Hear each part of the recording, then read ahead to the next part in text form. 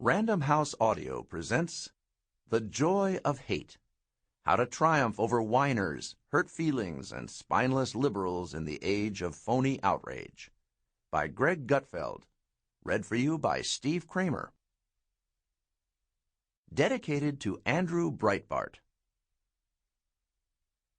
Author's Note. All opinions expressed in this book are my own, and nobody else's. So don't blame others for my churlishness.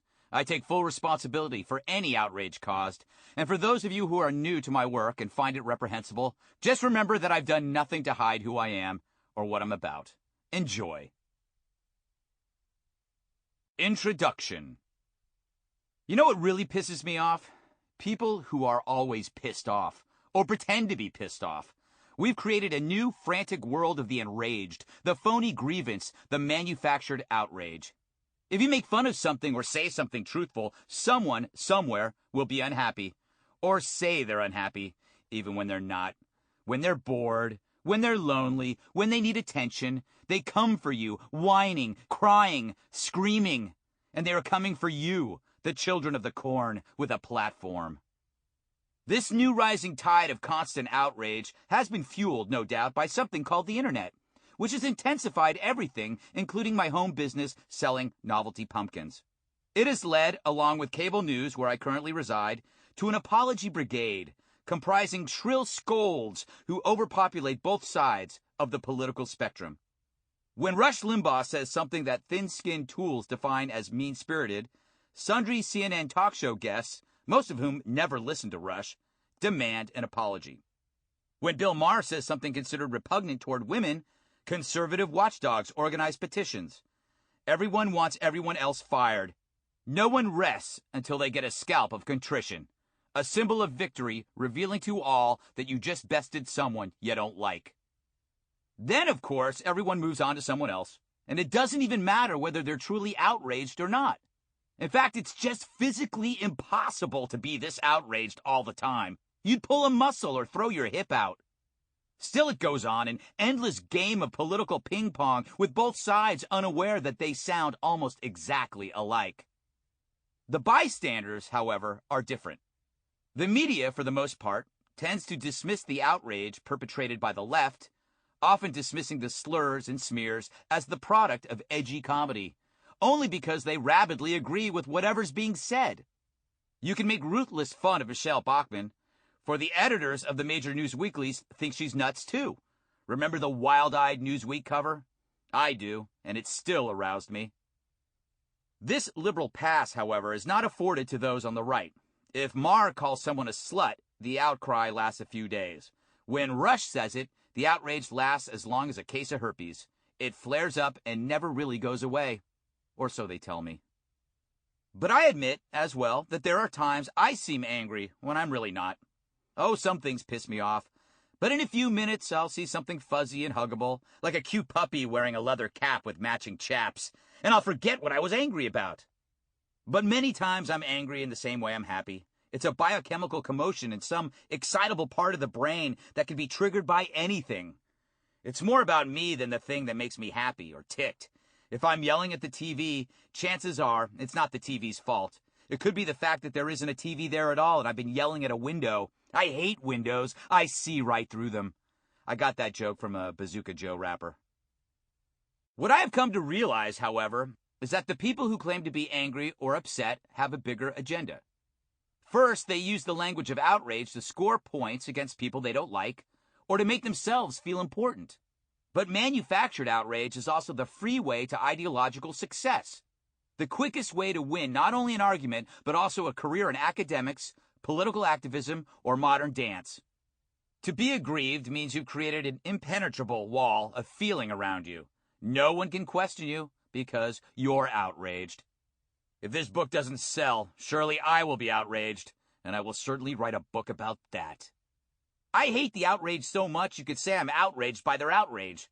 The eternally angry were born from the 60s, cultivated in the 70s, coddled in the 80s, stoked in the 90s.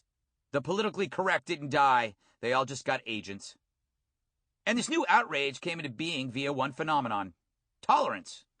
The idea of tolerance, a seemingly innocuous concept, has now become something else entirely, a way to bludgeon people into shutting up, piping down, and apologizing, when the attacked are often the ones who hold the key to common sense. They speak an unspeakable truth, and they get clobbered by the truncheon of tolerance. Tolerance has turned normal people into sheep-parrot hybrids, followers in word and deed, bloating and squawking at everyone in a psychological torment not experienced since Dave Matthews picked up a guitar. Don't get me wrong, tolerance is a good thing. It wasn't long ago that a lot of awful things were going on in our country. Blacks were treated as chattel, gays were seen as defective humans, and women couldn't vote. Well, that last one might be worth revisiting, just because suffragettes are so sexy. But unlike a lot of countries, America actually changed, eliminating or reducing forms of nastiness that this very young country inherited from other, older, nastier places. Remember, racism has been around since there were races, and someone is still selling slaves right now. I just rented one off Craigslist. His name is Marco, and he's a bodybuilding Capricorn who loves Thai boxing. Modern slavery can be found in Sudan and Mozambique, so I guess most of America's civil rights activists don't see the point. If it won't get you prime real estate in front of cameras chanting about injustice in America, then why bother? I also realize that because of tolerance, there are no repercussions for bad behavior. And bad behavior won't just continue, but will accelerate because the tolerati, a name I have coined to describe those who traffic in this repressive tolerance, and hereby trademark, ensuring my comfortable retirement in Bora Bora with a small army of half-naked manservants, provide the grease for the wheels. Think of the latest stories on teens beating the crap out of adults at movie theaters, fast food restaurants, and subway stops, while people look on. No one wants to call them trash because, well, that's just hurtful. And hurtful often means painfully true. I believe I have identified an insidious kind of entitlement born from a false sense of victimhood. If you are identified as an offensive party dripping with intolerance, especially in this modern age, then you're powerless. You can be accused of anything, and you're guilty. The shoe is now on the other foot, and because I'm a straight male of European descent who smokes and is on a network the left hates, that foot is firmly up my ass. And trust me, it's a matter of time before it goes up yours for one reason or another, permanently, with a steel-tipped toe. Which is why I hate phony outrage and the tolerance that breeds it. Hate it with a passion. I hate the tolerati, and I hate the toleratic. The toleratic is a person who claims to tolerate anything until he, she, or it meets a conservative. Tolerati describes a group of toleratics grouped in a social setting, like a murder of annoying crows, nattering vacuous opinions and molesting the gnome in your front yard.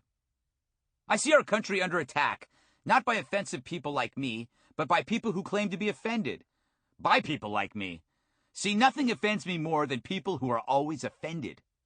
I'm referring to people who hear jokes that hurt their feelings, and instead of simply assuming the joke teller is a jerk, they resort to letter-writing campaigns, and they never spell my name right.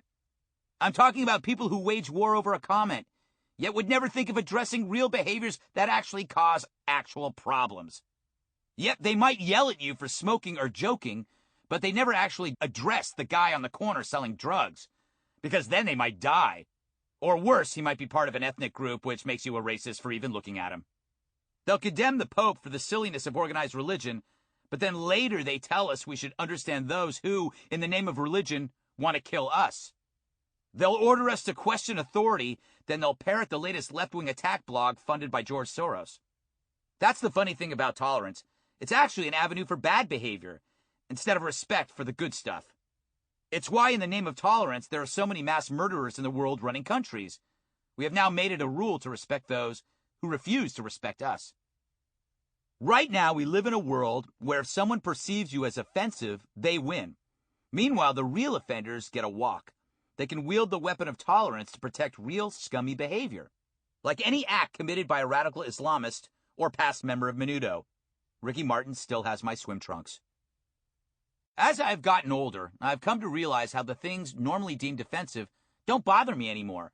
I'm speaking of sexual acts, explicit lyrics and music, garlic knots, staplers, tweed scarves. But it's the mundane, everyday acceptance of stupidity that I cannot tolerate. For example, I don't find racist jokes offensive. I just find them racist. and that's helpful. Sample complete. Ready to continue?